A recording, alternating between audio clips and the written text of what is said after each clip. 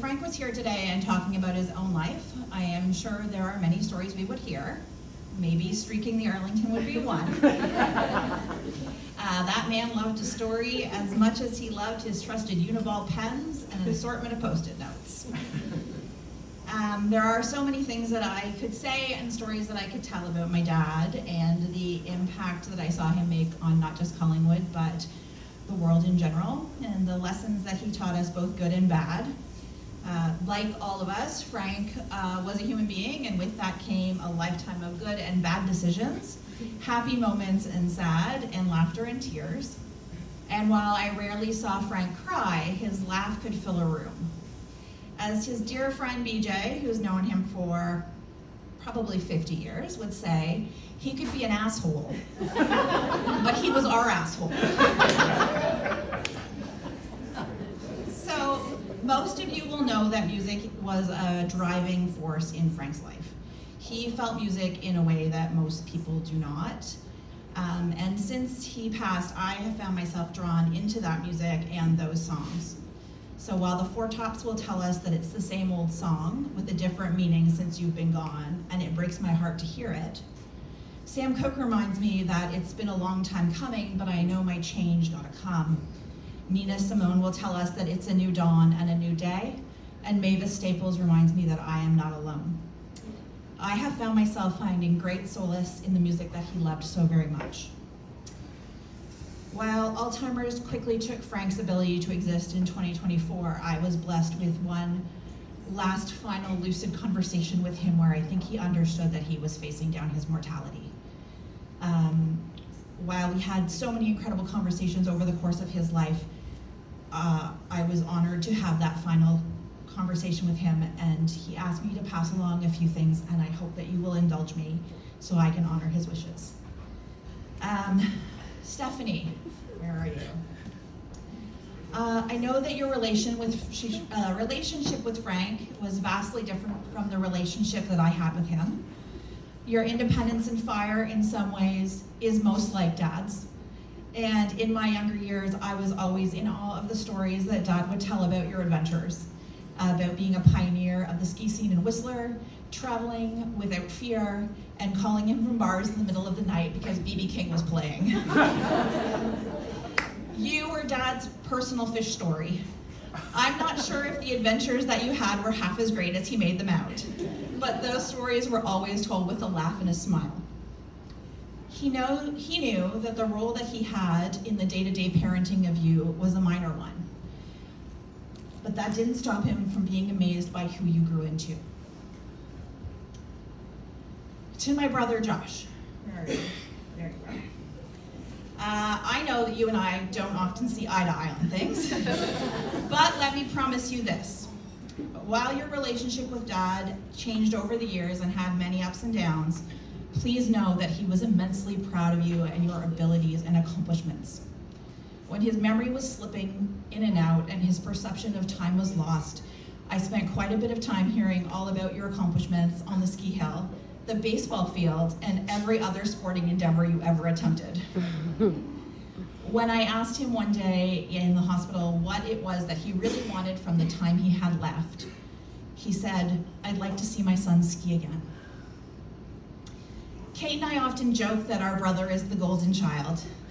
And true to form, Frank told anyone that would listen that you had come to Ontario to help him move into care and had hung the pictures for him. While I know your relationship with Dad wasn't always easy, I will always remember the look on his face when he was watching you do the things that you loved or talking about your accomplishments. To my sister Kate, Dad's final unexpected foray into parenting.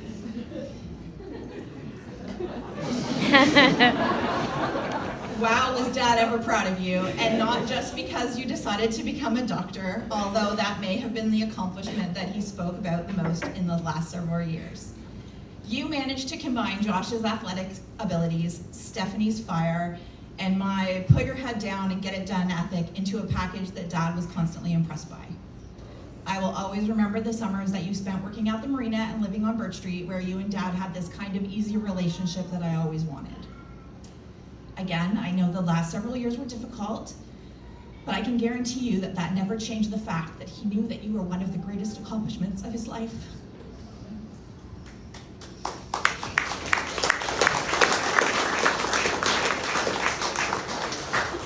He wanted all three of you to know that he was so very proud of the humans you are and the impact you have on the world. And while he didn't always know how to show it, he loved each of you. As for me, Dad and I had our own relationship, and I feel blessed that I was able to know him and form the relationship with him that we had.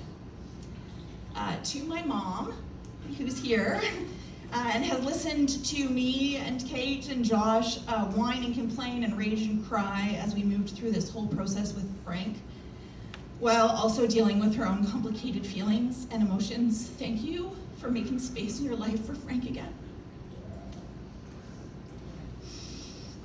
I'm gonna get there.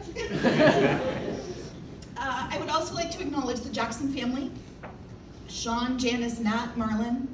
I think we all know that Jay was the brother Dad never had. You are the family he chose. And I often believe I know more about the Jackson clan than I do about Dad's biological family. He loved you all dearly. As more and more of present-day Frank slipped away, Jay and Frank were living their youthful hijinks in his mind, and I'm pretty sure the two of them are causing shit wherever they are now.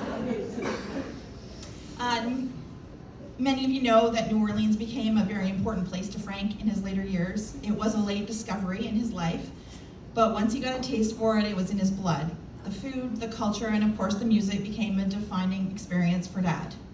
So I had audio and visual for this, but with all our problems, I'm skipping it. So regardless, I would, in the tradition of the New Orleans jazz funeral, I would like to invite you all to join in the second line as we celebrate Frank's life. And for anyone unfamiliar with the tradition, the second line is a parade encouraged by the rolling excitement of a street procession, often accompanied with strutting dances as a marshal leads a brass band in what becomes a joyful and boisterous celebration of life. As Sidney Bechet, a renowned New Orleans jazzman, once said, music is as much a part of life as it is of death. While we're not going to actually do a march, I would like to encourage everyone to embrace that essence in today's celebration. So please join me in lifting a glass. Dad, I love you. Thanks for the memories, and I hope the music never stops. Thank you.